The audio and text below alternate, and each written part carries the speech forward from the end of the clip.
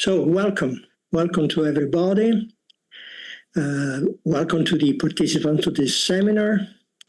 Civitas, as you know, is a forum of archives and research on Christian democracy. It is a platform of research institutions and archives dedicated to researching and preserving sources on Christian democracy. And as you already have seen, our communication language is English. This cycle of webinars is one of our regular activities, and each seminar is devoted to discussing the recent relevant contribution to international research on Christian democracy. And each seminar is also available in direct streaming. So in the next few days, it will also be accessible on the website of Civitas and of the founding members. This is the Istituto Sturzo, the Konrad Adenauer Stiftung, and the Leuven Kadok.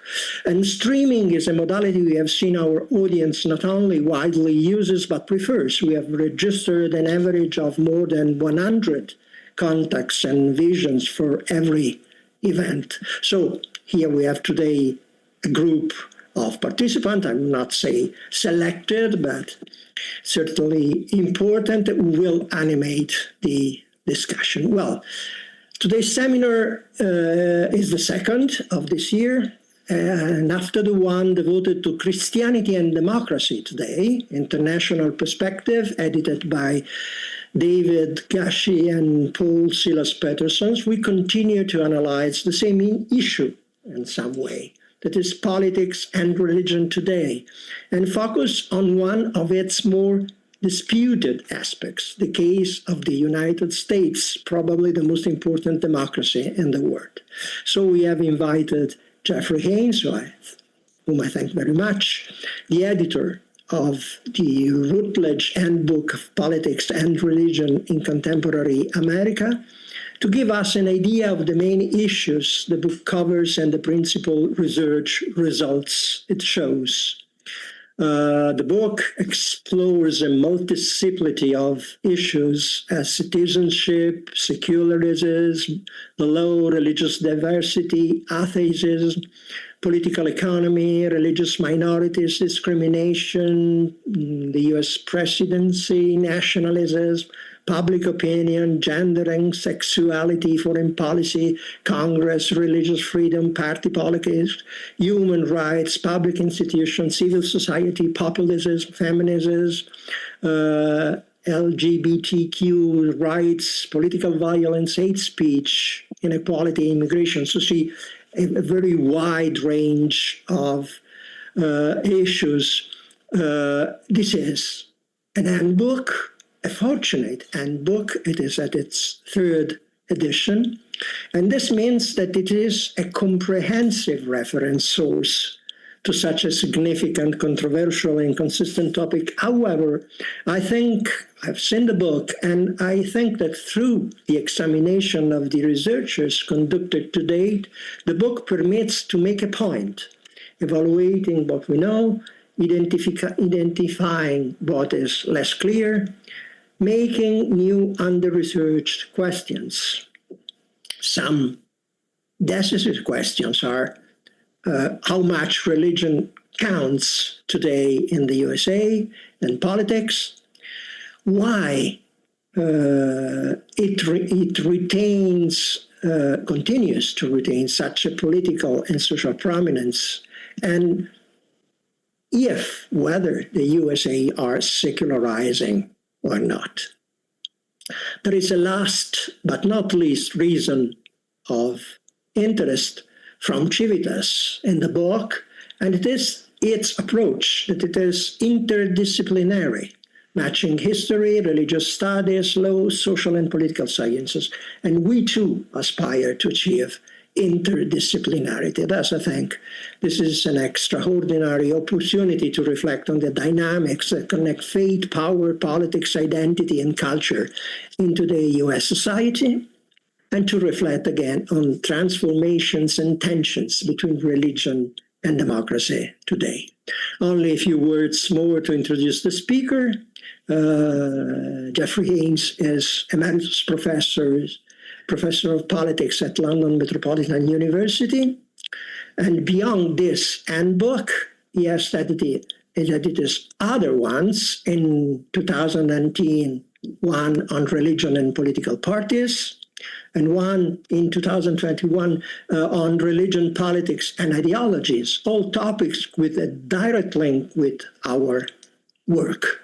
And he is a real expert of religion and politics in the US. He has written extensively on this topic. He has published many research articles in journals and 2 monographs, From Huntington to Trump, 30 Years of the Clash of Civilizations, 2019, and Trump and the Politics of Neo-Nationalism, the Christian Right and Secular Nationalism in America, 2021. Professor Haynes will have about 30, 40 minutes to present his work and the publication, the main ideas and outcomes of this work, and then the audience can intervene with questions and suggestions. So, Professor Haynes, the floor is yours. Thank you. Thank you so much. Apologies for being somewhat late. I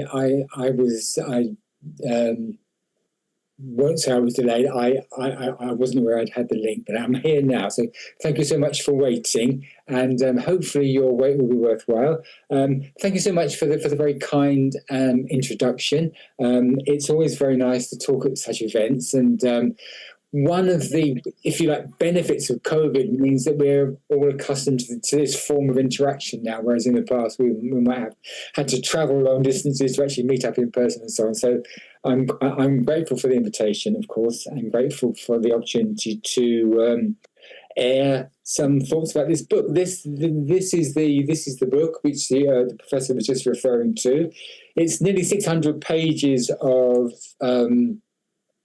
rather diverse yet hopefully focused coverage. I was very, very gratified because I managed to recruit a large number, and there's about 40 authors involved in it actually, a large number of expert authors who very kindly gave their time and their expertise and so on to put the book together. I've edited something like 7 or 8 of these handbooks for Routledge in the past, over the last few years. But this is the first one that I've done on a specific country. Although, of course, the United States is such a huge country, such an important country, that it's in many ways as significant as other continents, perhaps one might argue. There were challenges, of course, with editing such a book, not just the usual challenges of getting a large number of rather disparate contributors to produce relevant and relevant chapters covering the topics that I asked them to cover. As you will know, those of you who've edited books, this is always a problem. But also, of course, that the situation of religion and politics in the US has been changing very rapidly in the last few years. And one of the themes, the overarching themes of the book is this rate and degree of change in America, with religion a central component in how the country has changed, not just politically, but also in terms of society and demographic issues as well. So I'll just say that the book itself was challenging. I was very gratified with the outcome. It's a massive research resource. It's like many other Routledge handbooks, it's very expensive to purchase, and the aim, I think, is for libraries to have the book rather than individuals to stump up the large amount of money to buy it. However, I have prepared a few PowerPoint slides which I'd like to introduce you to. And the aim of the PowerPoint slides really is to give you some idea of what the book covers and some of the themes which emerge from the book and some of the conclusions which perhaps we can make at the end of the book. There is no concluding chapter to the handbook. my own introduction is rather brief, but hopefully useful. And the reason that there's no overall conclusion, I think, is because it's very difficult, if not impossible, really, to conclude on a topic which is basically a moving target. Religion and politics are changing so rapidly in the US that it's, I think, almost impossible to come up with a conclusion today which will necessarily be relevant in a year or 2 years or 3 years. And the aim of these handbooks is to have a shelf life of 5 or even 10 years. So it's a snapshot of a moving picture, but I don't attempt to provide a concluding set of observations about the issues, although the introduction seeks to do that to some degree. Okay, so I need to share my PowerPoint, and I have it just here. So if you'll excuse me for a moment, I'll get that up. Okay, we see it. Good. So the title is The Routledge Handbook of Politics and Religion in Contemporary America. It's a comprehensive reference source to what may be the most significant, controversial, and consistent topic in American politics. Now, I mean, when I say this, it's probably the case that the role of religion in politics in the US has always been there, but over the last 2 or 3 decades, I would say it's become much more focused, much more consistently significant, and much more controversial. One thing which comes across in the various chapters is the issue of controversy about how differing interpretations of the world of religion and politics in the US are now presented, and how there is a great deal of polarization amongst how we see the relationship between religion and politics. So that in itself is perhaps a conclusion which we can draw on. The book it examines the copious research which has been done on this broad topic. I would say that there's never been as much in the way of comment and examination of the interaction of religion and politics in the US.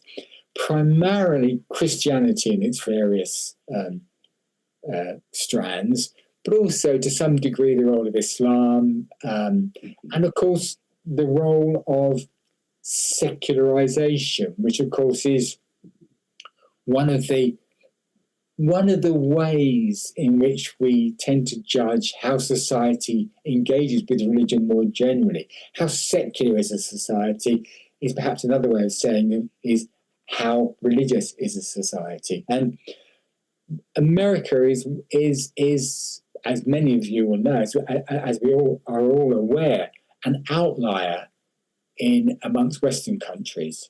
One could hypothesize that secularization is a highly is a uniform aspect of life in the West.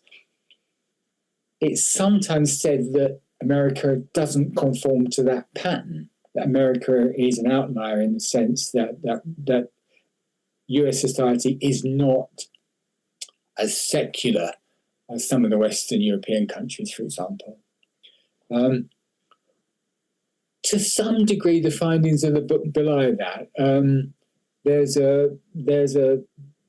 It's usually commented on that whereas Europeans do not regularly go to church anymore, that the percentage of regular churchgoers in many European countries is declining, and in my own country, UK, for example, it's well into single figures. It's sometimes said that in the US, around 40% of Americans regularly attend religious services. And this would seem to indicate that secularization has gone less far in the US than elsewhere, perhaps in in the West. So to some degree, America stands as an outlier. And in another significant way, America is also an outlier, perhaps, compared to Western European countries more generally. There is a very prominent public role for Christianity and Christian-related organisations, civil society organisations, one might term it. So the chapters of the book tend to examine either explicitly or implicitly these particular concerns. And all of the authors are actively engaged in research into the topic. So the chapters are very up to date and they're very well informed by what one might call cutting edge research.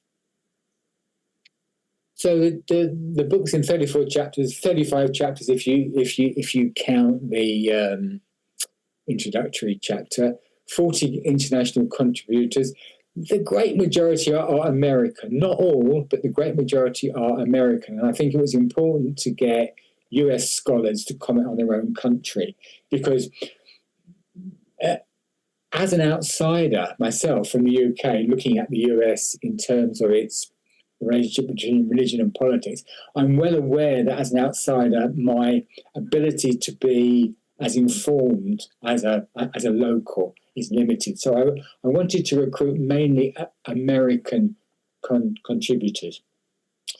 The handbook is divided into 4 parts. There's the first part is called History and Context, where it locates the role of religion and politics in the contemporary USA in historical context. So, of course, the background is primarily about the creation of the United States, the constitutional role of religion, and the way that over the last 200 or so years, the role of religion in politics has developed in various ways. I'm using the term religion, although in many ways this is synonymous with Christianity, because of course Christianity has long been and still is the faith in the US, which is by far and away the most prominent and important when it comes to political interactions. The second section looks at theoretical debates and methodological perspectives, and some of the theoretical debates include topics like, to what extent is the US a Christian nation? To what extent does the US Constitution indicate that America is a Christian nation before any other form of identity? There's also a debate about the role of civil religion in the US, something which used to be seen as bringing Americans together in a consensual environment where religion / Christianity was a form of national identity that was relatively uncontroversial and relatively consensual.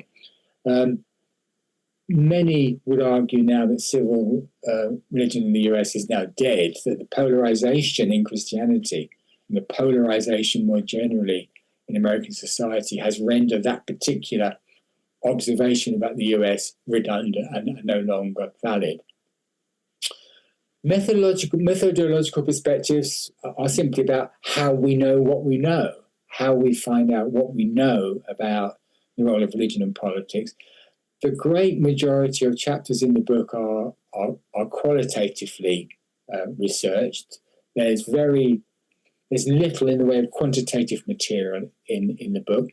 That's not really by my choice. That's really how the contributors thought it best to approach the topic. There are quantitative elements to quite a few chapters, but primarily the chapters comprise qualitative research methodologies. The third section looks at actors, policies, and institutions, and it looks at how over time various religious actors in the US have changed, that there's been a drop in the significance of some churches, for example, and an increase in significance of other religious actors. Policies are largely about how religion, broadly seen, has sought to change how US governance works. So whether it comes in terms of ending slavery, whether it comes in terms of equal rights, whether it comes in the context of democratization, whether it comes in the context of Roe v. Wade, it's an approach which engages with the issue of how religion has affected legal outcome and governance more generally in the US. The institutions covers the presidency, of course. It covers Congress. It covers the Supreme Court. It covers most of the major US political institutions and assesses the role of religion in how those particular institutions have developed over time. And perhaps the most lengthy section I haven't checked recently is contemporary debates and controversies. How religion and politics in the US used to be fairly uncontroversial. Over the last 40 years, it's become very controversial. And I would say within the last decade, it's become one of, if not the most controversial topics in American society. I would see it as, that significant. I asked the contributors to address their chapters in terms of 3 questions. Now, those of you that have edited books will know that it's quite difficult to get people to keep to this script, but by and large, the chapters do engage with these 3 chapters. First one is a general one. How is religion politically important in the US?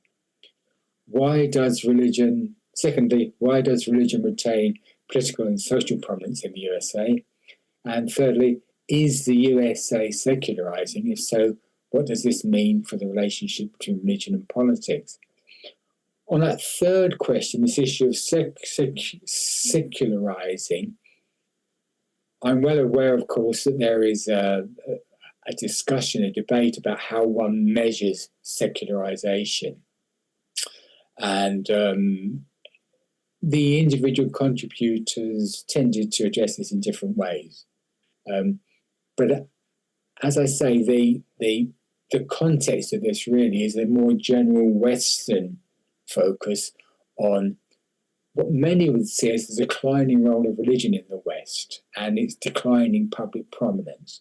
And so the issue of secularization in the US is largely about religion's public prominence, how we now understand how influential religion is in the public realm, and secondly, how religious Americans are, and how we assess that particular issue is, in some chapters, quite a central component of what the contributors have covered. As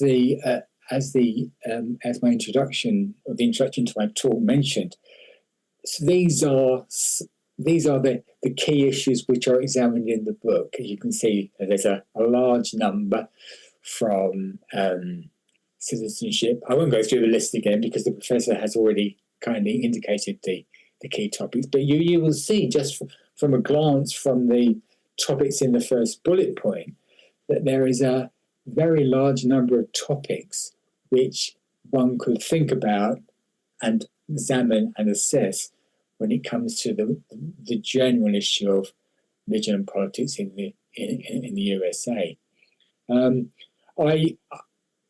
I came up with this list of topics largely by a process of elimination, really, starting from the premise that almost all aspects of politics are affected by religion, and perhaps all aspects of religion are affected by politics too, possibly.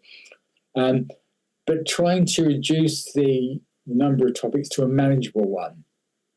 The book is already nearly 600 pages, and I think in terms of the reader's ability to engage with such material, it didn't need to be any longer. The book also had external assessors, and the list of topics was a list which was broadly agreed by myself, the editor, by the contributors, and by those looking at the book proposal at the outset. And the aim of these Routledge handbooks more generally, and you may well know there is quite a large number, a growing number of what the publisher calls Routledge International Handbooks. And I've been privileged to do, I think, something like 8 or 9 of these, which have all been to do with various aspects of religion and politics. And the purpose of them is really to form an essential reference work, rather than a book that one would sit down and read from cover to cover, as it were. So it's the aim of the publisher is to make not just this handbook, but handbooks more generally in this series, essential reading for both students and researchers of political and religious studies in this context in relation to the USA and for comparative purposes. So these are supposed to be handbooks, and this handbook is no exception, which are to be looked at and used for research purposes over a period of time. I think the shelf life is something like 5 years, perhaps even to 10 years. And the publisher hopes that professionals, policy-oriented government corporations will also find the handbook useful for research and policy. Okay, so I was asked to edit this handbook by the publisher, and the publisher sent me a list of regions which it believed there would be a useful handbook in the context of looking at these regions, religion and politics. Now, the USA was included, although it's a country, 375 million population and a huge landmass. It's way beyond most ordinary countries. And the list included Africa, Asia, Europe. Several colleagues have now done a religion and politics in Europe handbook. But I even though I have a research interest in Africa as well as the US, I thought for myself the only viable region / country was the USA. I've just thought that a handbook on other regions would be too disparate. It would be too difficult to get any kind of uniformity of approach and uniformity of coverage. So I thought the USA one was doable. And of course America is still a young country compared to some of the European countries. America is a young country, relatively young country, and you will know, of course, that the foundation of the US is largely in relation to those fleeing what they saw as religious persecution in Europe.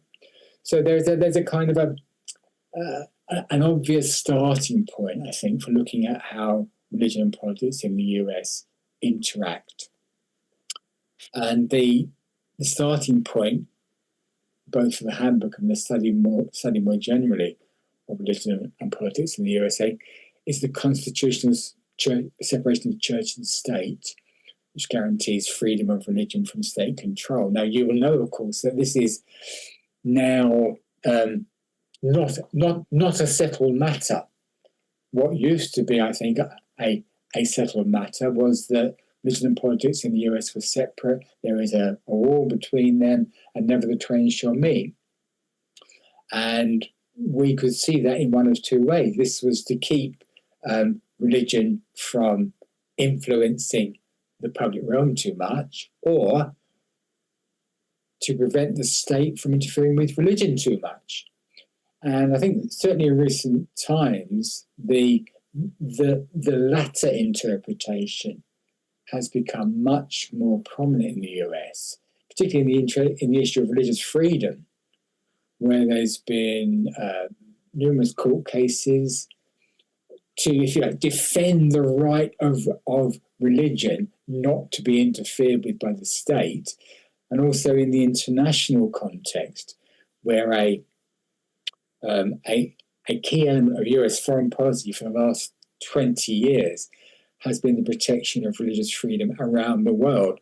A religious freedom which many believe is largely focused upon the freedom of Christians. So this to me was a useful starting point. The foundation of the US, the Constitution of the US in 1789, and the emphasis that there must be no institutionalized links between religion and politics. So, for example, there's no national church in the US. There are no political parties which are explicitly religious in focus. There is this kind of separation where the political realm is secular and the role of religion is limited in that respect. That too has changed over time, and many would now see the Republican Party as a not straightforwardly Christian party, but a political party significantly influenced by certain aspects of Christianity. So the Constitution's First Amendment states, Congress shall make no law respecting an establishment of religion or prohibiting the free exercise thereof.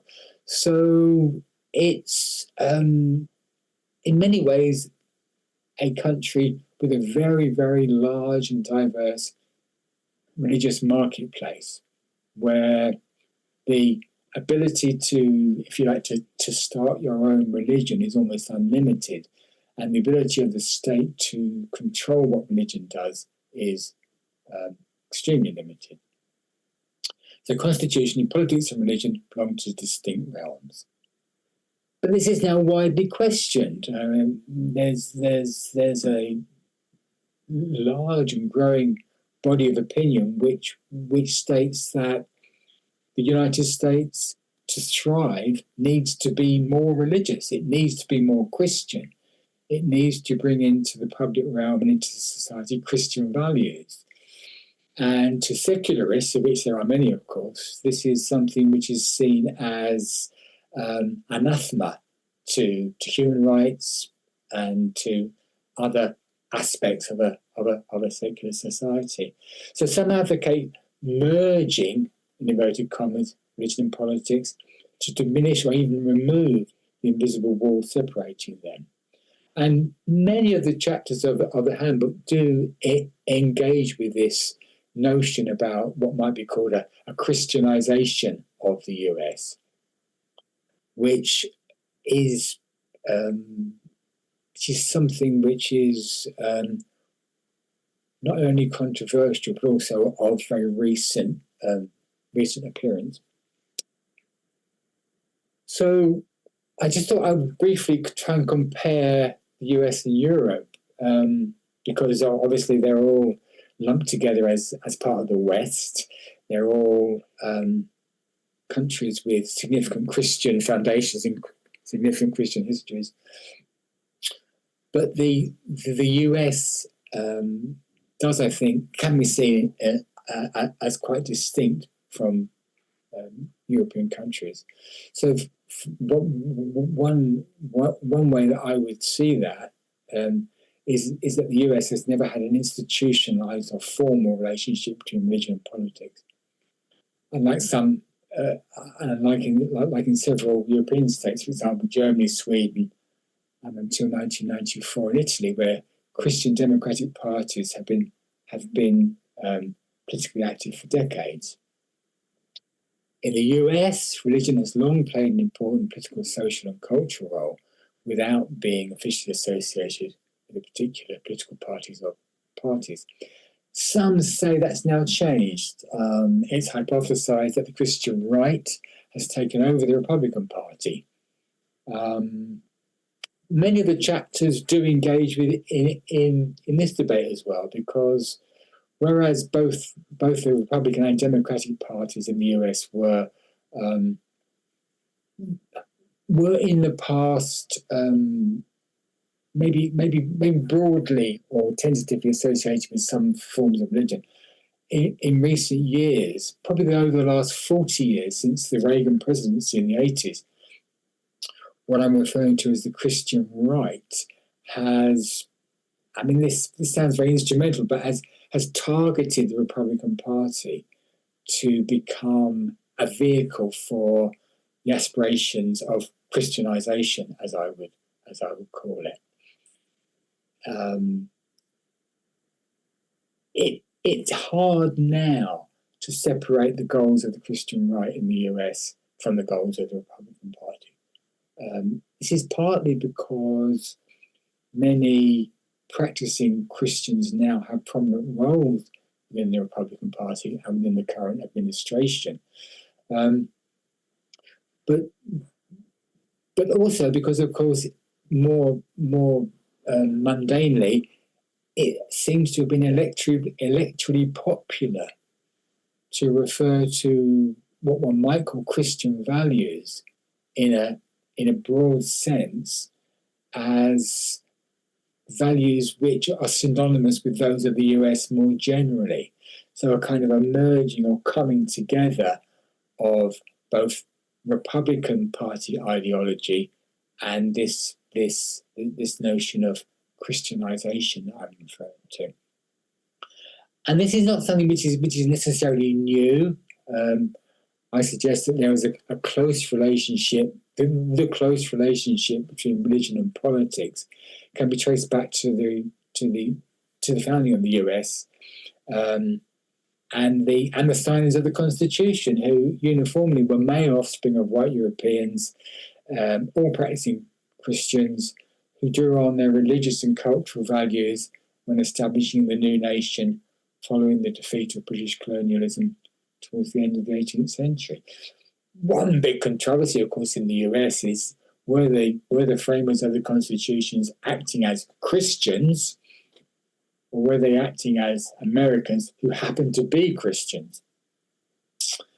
And the difference between those two interpretations is, of course, that if you make a constitution as a Christian, primarily, the values and norms and ideas expressed in that constitution can also be strongly associated with a Christian view of the world. This is, as I say, one of the controversies which has been, I would say, is besetting America right now. To what degree is America a Christian nation? To what degree, if at all, should that mean that the approach to governance of the US is conditioned by those religious values? The chapters of the book also engage with this issue of secularization, and as I mentioned earlier, one can see the US as an anomaly among Western countries, with a majority of Americans professing to be adherents of a world religion, mostly Christianity. Significant proportion go to church regularly. That might be declining. It's often said that around 40% of Americans regularly go to church, but it's also argued that many people are not truthful when asked about how often they go to church, and the real number might be as low as 20 or 25%, which is still significant in European terms, but not as significant as 40%. Unlike some European countries, e.g. Denmark, England, Greece, Iceland, Malta, Monaco, the USA has no state church. Instead, traditionally and historically, civil religion, expressed in both values and rituals, was seen to be the way to articulate America's national identity. And this was a consensual ground, primarily based on Christianity. Civil religion and Christianity were synonymous. And this was a Christianity which was consensual. The polarization was not evident. The approach to Christian values, if you like, was much more uniform than now, where Christian values in the US now are highly contested.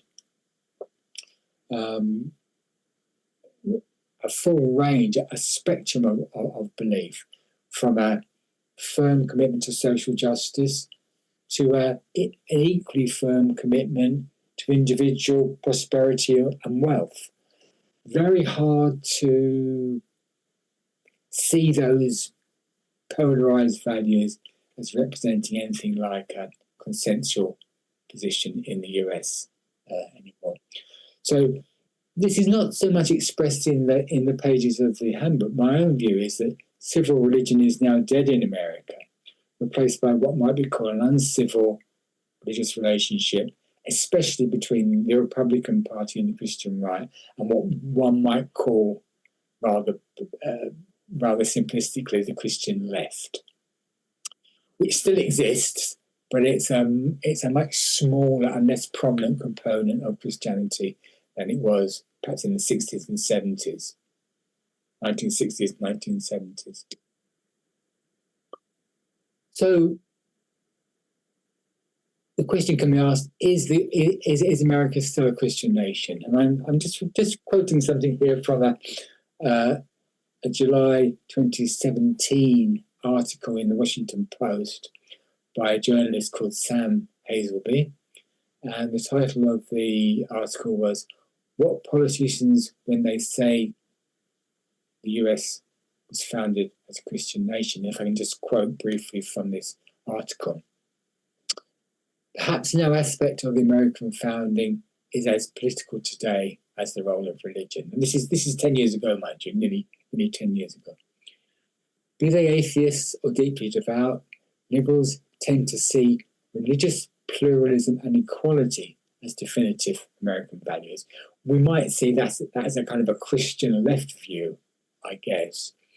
Religious pluralism and equality as definitive American values, while conservatives, and Hazelby was referring to conservatives in the first Trump administration here, Vice President Mike Pence and Attorney General Jeff Sessions, for example, insist that the US was founded as a Christian nation and that fostering the country's Christian or Judeo-Christian identity is essential. This is very much, I think, still the situation now in the US, 8 or 9 years on. We're now, of course, in the second Trump administration with the 4-year separation from the first term by the Biden presidency. But in many ways, this captures the key controversy in America now and the relationship between religion and politics in the US right now. Whether America is a country, if you like, which proudly exhibits religious pluralism and religious equality, or it's a country that privileges Christianity and Judeo-Christian identity. And this is, one might say, this is tearing the country apart. This is a controversy, and so deep-rooted and so polarizing that it's become one of the key issues now discussed when Americans talk about the future of the country. I think it's that important. I haven't mentioned the current president, Donald Trump, until now, but I wanted to just turn to this at this point to, if you like, it's a milestone in how we regard the role of religion and politics in the US. You'll know, of course, it's ancient history now that Donald Trump's surprise electoral victory in November 2016 prompted a return to political prominence of the Christian right. You will remember, of course, that the election was on a knife edge between Donald Trump and Hillary Clinton, his Democratic challenger, And the great majority of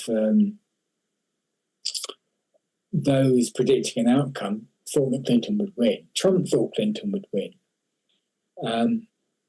But what seemed to swing it was, whereas in previous recent presidential elections, Democrats and Republicans had taken the Christian vote in rather equal numbers, maybe a slight preference for a Republican candidate, Donald Trump absolutely gained a huge majority of Christian evangelicals.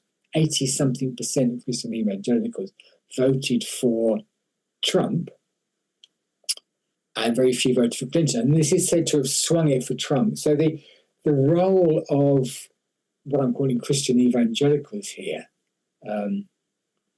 often but not only Pentecostals, may have determined the result of that election. And this gave a great fillip, a great sense of importance to the Christian right.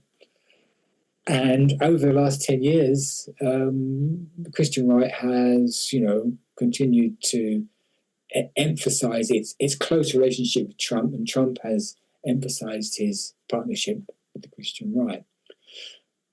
And this is important. This is important for our concerns here, because this is not a secular ideology of maybe neoliberalism or populism. This is a Christianized ideology, I would claim, seeking to deliver what its proponents call a more Christian country, with a vision of a re-Christianized nation characterized by a strongly patriotic and national culture, political and social defeat of religious liberals, secularists, the LGBTQ community, and feminists. It's become, if you like, a new form of right-left polarization in the US, which has been Christianized in the last decade, aided and abetted by the rise of Donald Trump. And many, if not all, of the chapters of the Handbook do engage in one way or another with this issue of a perceived Christianization of American politics, led by the current dominance of the Republican Party, headed by Donald Trump. So how would this Christianized nation be achieved? Well, the aim is to do it by legislative means, and not by exhortation to moral imperatives. Be a better Christian because it's a good thing to be, but rather to pass laws which put into place a Christianized view of the world as a legal necessity. So maybe a stronger, more definitive way to express Christian values than mere moral exhortations. So, just to conclude, now in the future, well, the Christian evangelicals voted for Donald Trump again in November 2024, almost, but not quite as conclusively as in 2016.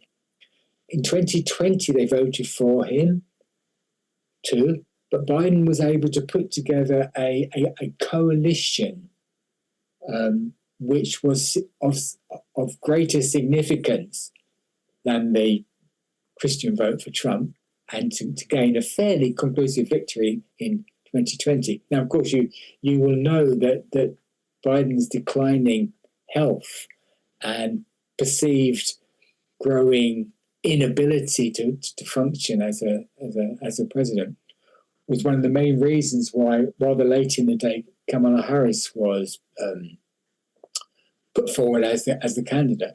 Like Clinton in 2016, she was expected to win, but it became clear as polling day came that Trump was by no means out of the picture and was beginning to catch up on Harris. And the choice was between two clear alternatives, it seems to me. So the secular, pro-secular, liberal democratic inclinations of Kamala Harris, perhaps reflecting a kind of a Christian nephew to some extent, and a Christianized, increasingly authoritarian approach of Donald Trump. Trump said, when I'm president again, I will take my retribution on my opponent. There was this kind of sense that he would settle scores when he came into power again. Not too concerned, perhaps, with democratic niceties. And the Trump presidency has been there now for not quite a year, of course, but it seems to be fairly clear that his victory had and has a pivotal influence on subsequent developments involving religion and politics in the USA, focusing on cultural wars and the Christian right's cultural dominance.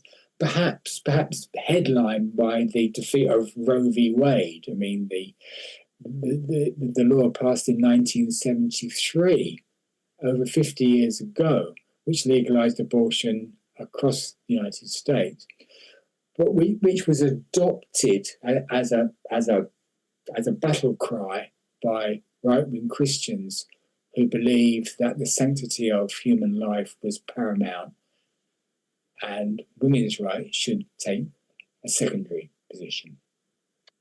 So that's where we are today, I think, in a very polarized situation where religion and politics are inextricably entwined in the United States, where the two-term presidency of Donald Trump has helped to emphasize and institutionalize the power of the Christian right, and where what I'm calling the Christian left is rather disoriented, fragmented, and powerless. Where we go from here, of course, is a moot point, because Trump can't stand for a third term. He has a huge personal vote, and it's unclear really whether a future Republican candidate would be able to, in the same way that Trump has, to adopt a kind of a Christianized persona in order to pursue his political goals. So, final word would be from me that I don't think it's inevitable that the Christianization of the US will survive in its current form after Trump, but I do think it fairly inevitable that the polarization between what I'm calling a Christianized form of identity and a less Christianized form of identity in the US, I do think that debate and that controversy will continue well into the future.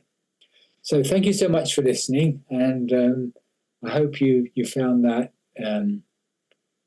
gave you some indication of the handbook and what it's interested in, and I hope that you'll engage with the book if you're able, and see what you make of it by reading through it. So thank you very much. Thank you, Professor Haynes. It was an inspiring, thought-provoking presentation. I have many questions myself, but I would prefer to leave the floor to the audience before. So I ask all the attendants to raise their hands in case and make questions. Yes, I see already a raised hand by Federico Ottavio Rejo. Please. The microphone. Hello, everyone. Can you hear me? Yes, perfect. Yeah, great. Thank you very much, Professor Moro. Thank you very much, Professor Haynes, for a very interesting presentation. I have two questions. Mm-hmm. The first concerns the Christian right, which you described at length. You say it has taken over the Republican Party. I wonder if you could unpack a little bit the Christian right for us in the way it emerges from the handbook, because of course, I mean, the evangelical dimension was long dominant, it seems to me, But in the last few years, there is a new nationalist Catholicism that has been rising on the Christian right, and it seems very prominent in this administration and very also intellectually vibrant. I mean, J.D. Vance being, of course, the vice president, the most prominent political representative, but a lot of what's going on intellectually, it seems to me, on the American right, Fermel, common good constitutionalism, or Patrick Deneen, on liberalism and regime change, comes actually from the Catholic right. So I wonder if you could unpack for us the balance between evangelical and Catholic impulses. It seems to me also that this nationalist Catholicism has a lot of evangelical influences. It is very millenarian, it is very apocalyptic in its religious posture.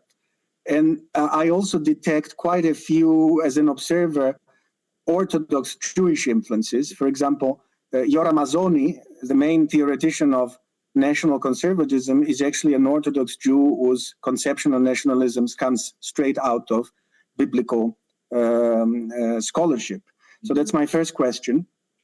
The second question is on the Christian left, because it seems to me, I mean, you mostly talk about the Christian right, but what about religion and left-wing politics in the United States? Because it seems to me that the wokeism is, in many ways, it seems to me, a secularized outburst of neo-Puritanism, a neo-Puritan awakening, which to some extent even displays some religious, liturgical tendencies. It is no less illiberal in some features than the Christian right, and some of it was behind Kamala Harris' campaign too. So I'm not sure that I would completely agree with your definition of Kamala Harris totally embodying a liberal democratic alternative. I think there were many illiberal and religiously illiberal postures also behind Kamala Harris as much as behind Donald Trump.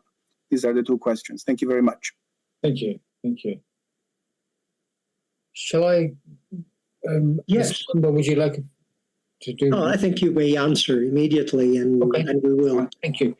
Well, yeah, the Christian right is of course a rather sort of what can I say? It's a term to some degree lacking substance. It's a label. It's a bit like Christian nationalism, which is also another controversial focus in the US right now.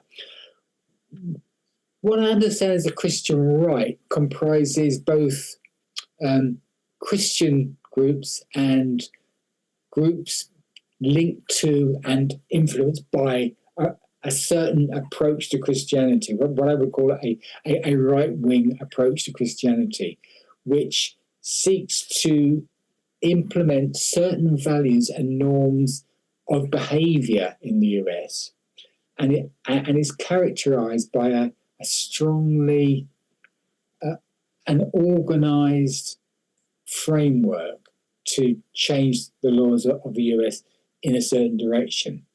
But you will have heard of the Project 2025 manifesto, if I may call it that, this 1,000-page blueprint to take over the US by what I would see as the Christian right.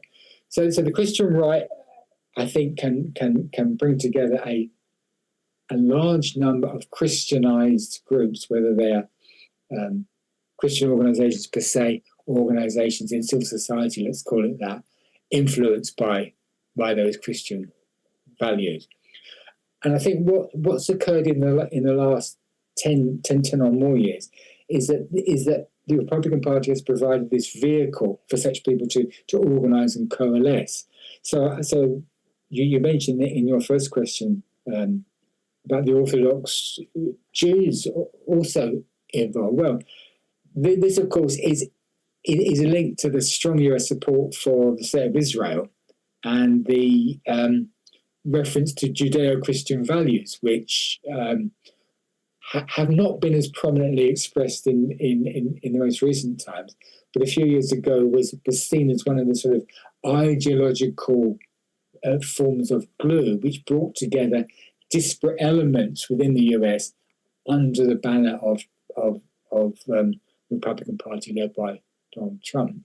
So I think the Christian right brings together people of various faiths and persuasions and backgrounds, which share a view of the US, which is what they would call a Christian nation, a Christianized polity, which in the past had been an environment where religions were equal, where there was no formal dominance or leadership role for any one religion. And the Christian right is prominent in asserting that there should be a particular form of Christianity as if you like, a national ideology, which will be put in place by legislative means. So I think there is a kind of a strong value-laden element to the Christian right, which transcends the division between secular and religious organisations as such. The so-called Christian left, well, I think the Christian left is really just a residual term for those Christians in the US that don't go along with the Christian right approach, that have a view that Christianity is about social justice, that have a view that Christianity is about equality, that have a view that, if you like, Jesus' worldview was one which emphasizes the equality of all. And I think that the Christian left is in disarray, but it's still, to some degree, forming an unequal counterweight to a Christian right. I mean, this is largely a kind of an approach that an academic would take to try to understand the situation. But to some degree, one can still see a Christian left adhering to values which are different from those that I would suggest Christian right adhere to. So I don't know if that's any kind of response to your question, but thank you for that. Thank you. There is another raised hand. Professor Wolfram Kaiser, please. Yes, thank you very much for your presentation and for introducing us to the book. I'm sorry I had to leave the room temporarily, so I'm not sure whether Federico has maybe already asked a question in that direction. But what I would find interesting is if you could tell us a little bit more about whether the book covers, and if it doesn't cover this, then maybe you can speculate about this or you know some more about it yourself, covers the question of the transnational networking of the Christian right in the United States with like-minded actors outside of the United States. I mean, in the US, the Heritage Foundation would be a good example, but I'm sure it's not the only one. So with actors in Europe, like in Hungary, for example, or possibly more so, or equally in actors in Latin America, like in Chile or Argentina. Yeah. And connected to that, I'm wondering whether there are any connections at all into the Orthodox Christian world, and whether, if there are any such connections, whether you think they impact on the way in which the United States on the Christian right sees a country like Russia as conceivably more Christian, even though it may have other downsides, obviously, than large parts of Europe. And in that sense, possibly more aligned with this notion that you've discussed of a Christian United States of America. Well, thank you very much for that. I'm just looking at the book in front of me. There is no chapter on the transnational dimension. Although I wrote the chapter in the handbook on religion and foreign policy, and to some degree I do look briefly at some of the transnational networking of the US Christian right. I have also just published a book called Christian Nationalism and Democracy in Ghana, in West Africa, where I also focus on my research. And there is a chapter in that book on the transnational networking of the Christian right. So I'm fairly aware of this topic, and I think that the Christian right, this is a slight digression, but sees Africa as a place where its values and its goals can be achieved. In relation to Europe, you're right, of course. Hungary, to some degree, Poland, and also in many other European countries where there are similar-minded people. It could be think tanks, it could be religious professionals, it could be a range of people. I think the transnational networking is slightly problematic in Europe, though, because I think that many Europeans regard a kind of overbearing American approach as something which they find rather, unwelcome. To some degree, similar in Africa too. But no, I think the transnational networking is extremely important. Just in my own country, for example, UK, the legal firm called Alliance Defending Freedom is currently very prominent in trying to lobby for reduced abortion rights, for example, which it also does in Hungary and in African countries. So I think the transnational networking of the Christian right is really important.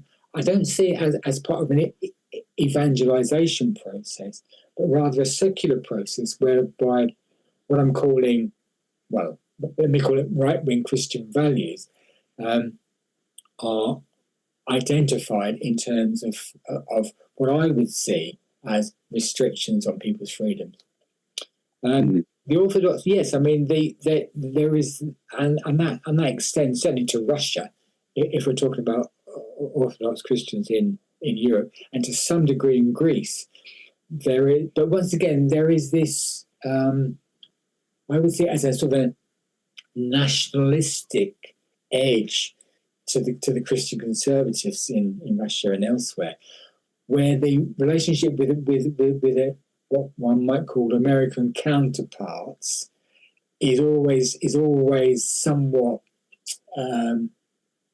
to some degree, problematic, or could become problematic by the fact that these are seen as Americans, coming in with their money and their other components, and trying to sort of unduly influence national situations. But yes, I think the transnational networking is highly important, and something which is very generally overlooked. But there's been quite a few studies, certainly in terms of Africa and in terms of Europe as well, where what I'm calling the Christian right is highly active, not always effective, but highly active. Yeah. Yeah, if I can just add something there, because I happen to work in the UK as well, although I'm not British.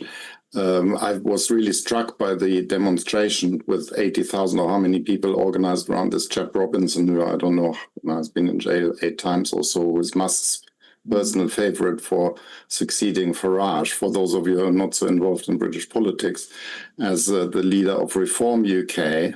And at that demonstration, what I found really striking was the presence of American evangelists, and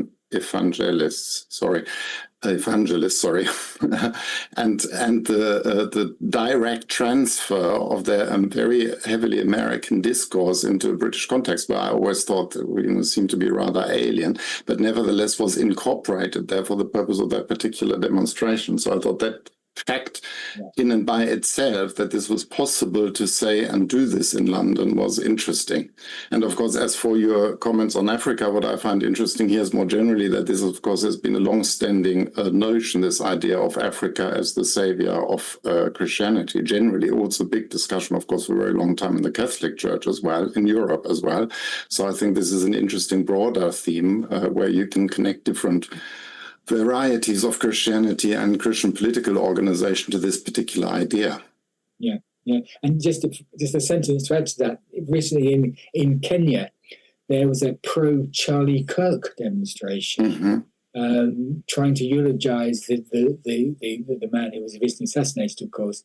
And this was completely at the behest of US Christian right. Yeah. Only about a dozen people turned up, but the fact was that this was an event which was being sort of coordinated by the US Christian right in Kenya, a place that had no relationship with Charlie Kirk or no kind of knowledge or whatever. Thank you.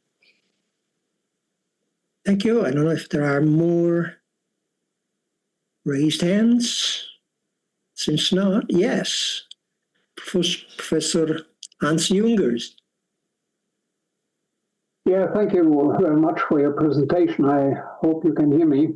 Yes. I have a specific question concerning the perhaps new acknowledges concerning Christian nationalism in an international perspective.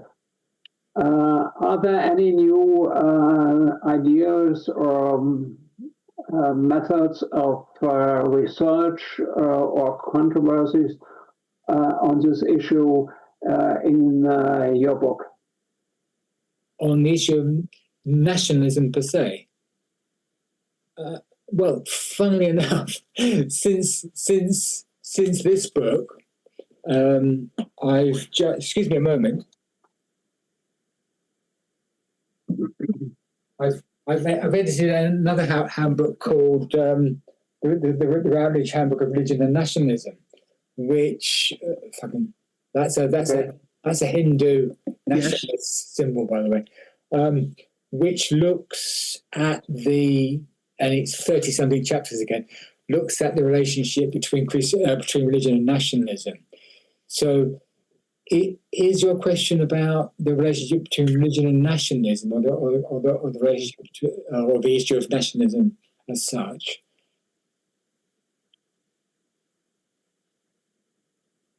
Do you want me to comment on religion and nationalism in the US, or nationalism as an issue in its own right? I'm especially interested in the question, what about to compare the development in the US on the one hand and specific developments in Europe on the other hand? Wolfram Kaiser mentioned it, that there are certain similar developments now in the last years. That a kind of Christian nationalism is arising. And insofar as a question, do you have any acknowledgements on the networking or on the developments, are separate developments in Europe and US, or are any transnational networking leading to the result of the development we have here in Europe? Yes, thank you very much. I think this is a kind of I would only kind of give a speculative response, which would really be something along the lines that we can see the rise of what we can identify as nationalism all around the world, I think, and it tends to be a rather xenophobic nationalism, a kind of an insular-looking nationalism, which in the US and I think in Europe too may reflect the kind of the sign of the times, really, the fact that what we know as globalization, which was seen as a sort of a liberating, cosmopolitan, cooperative development, is seen as something else now. And I think this has helped to stimulate the rise of what I would call xenophobic nationalism. I think there's also a religious element in some places, certainly in America, maybe in some European countries like Hungary, for example, where Christianity already has a kind of a close link with nationalism. Russia too, perhaps. So I think there's both links, and I think there's also a more spontaneous eruption of a xenophobic nationalism, which reflects some of the sort of more recent developments around the world. The issue of tariffs, for example, the issue of banks failing, the issue of migration. I think all this feeds into a sense of fear and insecurity, which may be reflected and manifested in the rise of nationalism, and in some cases to include a rise of what I would call religious nationalism. So yes, I think there's connections. I haven't gone into this in great enough depth to know a precise kind of cause and effect, but I think we can certainly speculate or hypothesize that there are links. Yes, definitely. Thank you. Thank you. Thank you. If there are no more questions. I will put my questions. I have two questions for Professor Haynes. One is about the separation of church and state in the US. I still remember because it remained really impressed in my mind when my first visit to the US. I was a university student. It was 1971. I was in New York and I visited the St. Patrick Catholic Cathedral. And what made a great impression to me was to see at the side of the altar an evident, very visible American flag. For a European, Italian, was absolutely strange. I reflected on this and I realized, I thought, I have to say, that there was a difference in the separation between church and state in Europe and in the US. That is, in a certain sense, the American separation was a friendly separation in which churches were invited to contribute to national identity, and the European separation was, we may say, suspicious, and we have doubts about how much religion unites or divides people. So my question is, not only if it is true this, but if this is true, if this has consequences on the actual American situation, that is, this friendly separation is not one of the causes of the re-Christianization trends. This is the first question. The second is about one of the points you made that I found very interesting, that is politicization of religion. And politicization of religion in the US today through legislative means and not cultural or educational means. I was wondering, this is a case of politicization of religion itself, directly, without mediations. If we compare the case, the European case again, that is the Christian democratic parties, we are studying them. Well, the Christian parties too politicized religion, but made this in a sort of indirect way, that is, through a distinction, a mediation, that is, a transposition of religion in politics is always possible in different ways. No Catholic party pretended to be the only transposition, the only possible transposition. So, this is a clear difference between the two cases, and so my question is, makes this sense or not? And a second element of reflection is that I have studied myself deeply the relations between the fascist regime and the Catholic Church. And I have published a book with the title, The Myth of the Catholic Nation. Well, I am the last one to think possible a comparison between the actual authoritarian and rightist trends and fascism, historical fascism. But it is an element of reflection, the fact that the encounter, the meeting between fascism and church happened in very similar terms. Defense of a Catholic identity of the nation, legislation as the main mean to assure this identity. So not the pastoral intervention by the church, but the Lateran treaties, these privilege laws. So this is a reflection I wanted to submit to you and have your reaction. Thank you so much. Thank you so much for that. Yes, I hear what you're saying about, visit to New York in 1971, Catholic Church, flag by the altar. How does that link up to a church-state separation?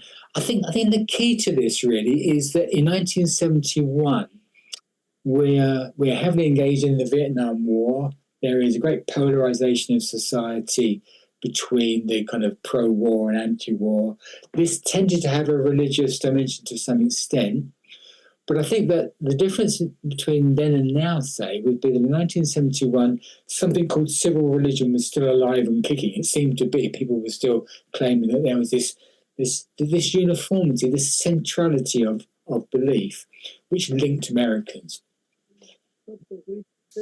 But the difference, perhaps, in America and Europe in particular, church and state, whereas in Europe, it tends to be church and state, or a church, Anglican church, Catholic church, and a majority religious position in an individual European country. So one can talk about a church-state relationship. In the US, no church has been dominant. There's this diverse, hugely diverse Christian community, and I think that the way in which this was kind of envisaged in the US was that there would be a wall of separation between what the state did and what religion did. So kind of a privatization of religion and a governance realm where religion didn't really impose itself, and in the religious realm, the state didn't try and impose itself. And I would see the US flag as not representing a set of Christian values or a church. I would see the US flag next to an altar as expressing US identity, US patriotism, perhaps, which in the context of the Vietnam War might have been quite a significant factor. And of course, the Catholic Church in the US at this time was much more, what can I say, not pro-war, but much more ambivalent about the war than with some of the more leftist Protestant churches, the Episcopal, for example. So I would see it as a separate environment where the European context is largely between a church and the state. Whereas in the US, you have this diversity of Christian faith traditions and a huge diversity of churches, augmented, of course, in recent years by Pentecostal and charismatic churches to a large degree, where the flag represents a sense of national identity rather than a religious expression. You talked about the politicization of religion and the legislative component of this, and you then went on to the relationship between fascism and the Catholic Church. I'm guessing in Italy in the 20s and 30s. I think that's a very important point and a key one, really. Whereas back in 1994, Jose Casanova is writing a book about the public reemergence of religion as a political actor, and it became clear even then, back in the 90s, that the church was not going to reclaim its position by exhortation. It wasn't enough to say to people, you need to adopt Christian values or religious values because that's the appropriate way to live. People were disregarding that to a large degree. And I think that the way to deal with this, not so much the church but politicians and political organisations linked to the church or with religious values, was to take legislation as the way forward. In other words, try and get people into power who would not just try and persuade people to act in a Christian way, but would encourage them by legal means to do so. A particular Christian interpretation of the world. And I think you will know, of course, Professor Morrow, that there is open talk now in the US, particularly about America becoming a fascist country. Now, I absolutely bow to your knowledge about the classical fascism.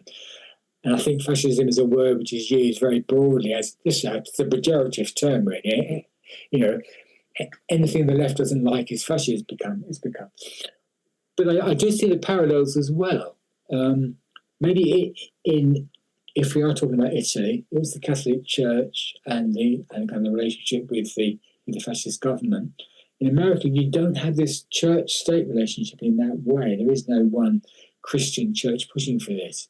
One of the earlier questions mentioned J.D. Vance, for example, a Catholic. So there's kind of a range of Christian traditions reflected in this.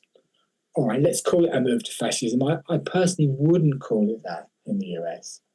But one thing that is uniform, perhaps, between Italy in the 20s and 30s, America now, is this awareness that you can't change the world by exhortation. You can only change the world by legislative means to compel people to follow your approach, because persuading them doesn't work.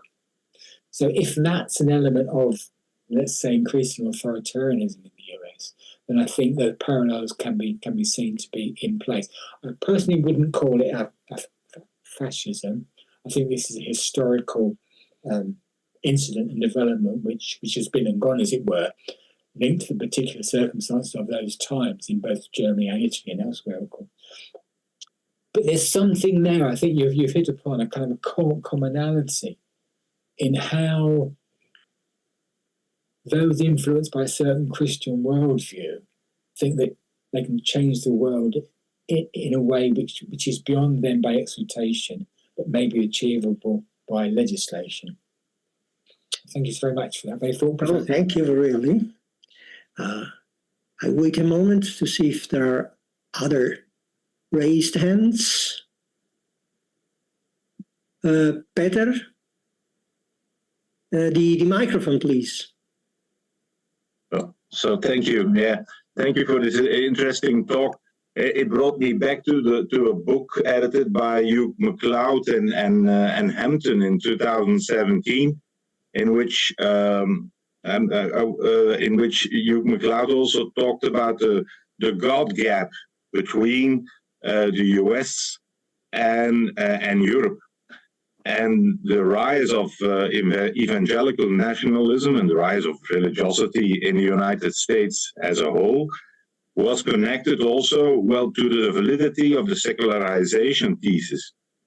So I wanted to ask in which manner also the rise of Christian nationalism, Catholic nationalism, evangelical nationalism in the US challenges the understanding of the West as a concept. The West, a notion that has always been linked to the gradual rise of rationalism and the gradual progress of a more secular society, the decline also of religiosity. So is the God gap between Europe and the United States, does this really introduce the end of the West as we understood it culturally as a secularized concept, or a concept linked to gradual secularization? Well, speaking normatively, I fear that what you're suggesting is in fact happening, yes. I'm old enough to regard the West as a bastion of liberal values, of democratic values, of humanistic values, which may not have been implemented with great effect everywhere, but certainly was a kind of an ideology taking civilization forward. I think that's significantly under threat. I think it links into the previous comment about nationalism, for example, that this kind of the West was seen as a cooperative venture in many ways. Okay, there were individual disputes and things, but a cooperative venture to set the world forward in a certain way. I think that's ended. Yes. Whether there's any coming back to that, I doubt very much. But I do think that that America is showing the way away from a broadly interpretation, which we're calling of the West, to something else. I wouldn't see it as simply a move towards the East, to choose that kind of symbolic difference. But I would see it as a denial of liberal values, which is very much evident in these expressions of Christian nationalism. Christian nationalism, wherever it's expressed, is not a liberal approach to seeing the world. It's a very restrictive, defining way in which it's either them or us, and there is no way for any waverers in that particular thing. It obviously depends on the context, because the Christian right in the US is representative of a certain approach to the world, which I don't think we see in Europe so much. But at the same time, we see the rise of what I would call far right parties, not necessarily linked to religion at all, but far right parties with values, particularly in relation to migration and so on, which are in many ways anathema to what the Western project was about. So yes, I think we're in a bit of a dark place, and I'm not sure that there's an easy or simple way out of that. Certainly not by the use of religion, I don't think. And I think perhaps the US is a kind of a manifestation and reflection of where it's gone quite far down that road. But maybe, sadly, Europe is not far behind. Thank you. We have only a few minutes left. I don't know if there are more questions. It was a very interesting debate. Thank you.